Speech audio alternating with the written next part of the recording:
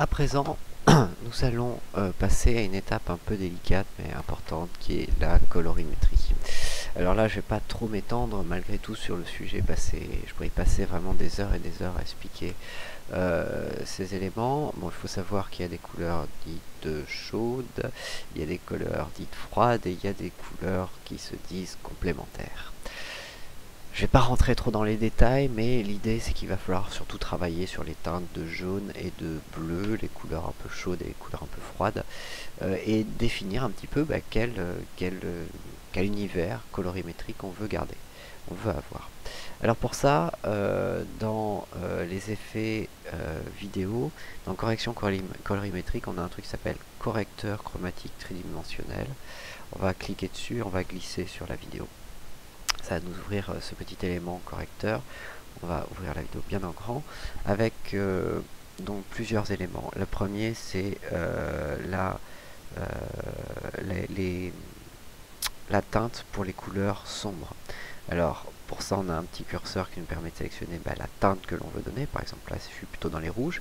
Et un deuxième curseur au-dessus qui permet de saturer ou pas cette couleur. Donc c'est l'idée en fait de savoir quelle est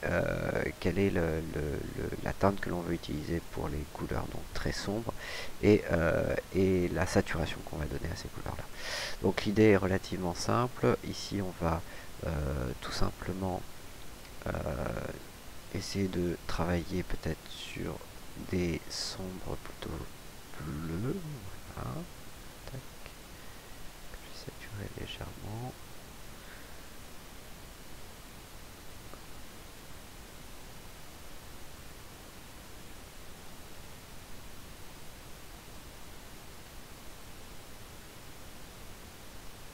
Voilà. Voilà.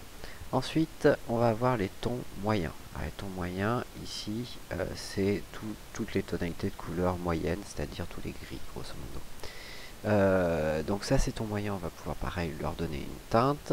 Ici, cette teinte, je vais soit la pousser encore vers les bleus, pour donner vraiment une teinte bleue à ma vidéo, soit au contraire, pousser plus dans le jaune, pour donner quelque chose d'un peu plus chaleureux.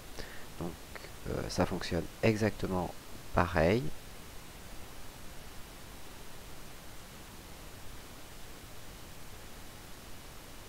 Alors c'est pas d'une précision extrême, vous aurez pu constater. Voilà.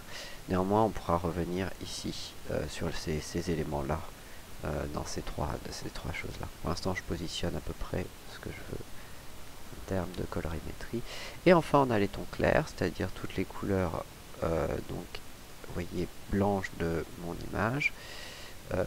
Et donc dans les tons clairs je vais donner la dernière teinte que je souhaite.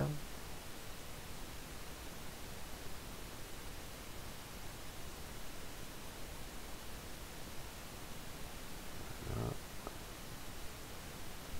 Ok, donc là j'ai fait ma teinte. Si j'enlève la correction colorimétrique, on voit la différence. J'ai une image qui est beaucoup plus nette en termes de couleur sur la direction que je vais. Donc là c'est plutôt quelque chose de relativement froid. Alors, on a ensuite la possibilité de saturer bien entendu les couleurs, au contraire les désaturer, donc désaturer noir et blanc, saturer on va être au niveau des couleurs sur quelque chose de très vif. Donc ça c'est à votre convenance en fait, c'est selon l'idée, l'effet que vous voulez donner. Moi je vais donner un effet légèrement désaturé. Hop, alors on trouve la saturation bien entendu. On ne voit pas très bien là. Check. Des tons moyens, des tons voilà, saturation globale, des tons foncés, moyens et clairs. La possibilité de jouer sur chaque fois sur les trois saturations possibles. Moi j'ai désaturé vraiment le sombre. Voilà. Resaturer un tout petit peu quand même les tons moyens, pour pas que ce soit trop désaturé. Voilà. Et désaturer les tons clairs. Voilà.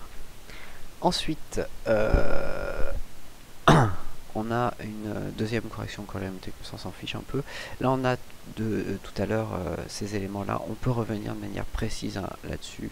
On a la possibilité donc de modifier, je vais vous montrer pour les tons foncés, l'angle de, je ne sais plus comment ça s'appelle, l'amplitude, c'est-à-dire la position ici plus ou moins teintée ou pas.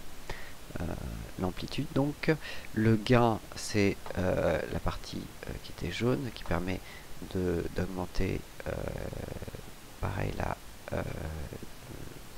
par rapport à l'amplitude la tonalité, le gain de la couleur. Et enfin on a l'angle qui permet de dire de se balader en fait à 360 degrés sur ce nuancier.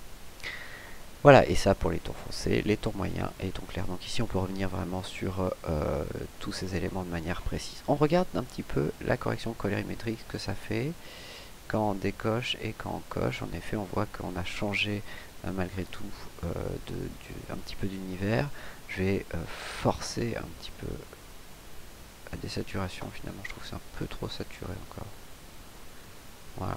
Bon, c'est une question de goût, hein, tout ça, c'est selon l'univers que vous voulez donner. Moi j'ai envie de donner cet univers-là. Voilà.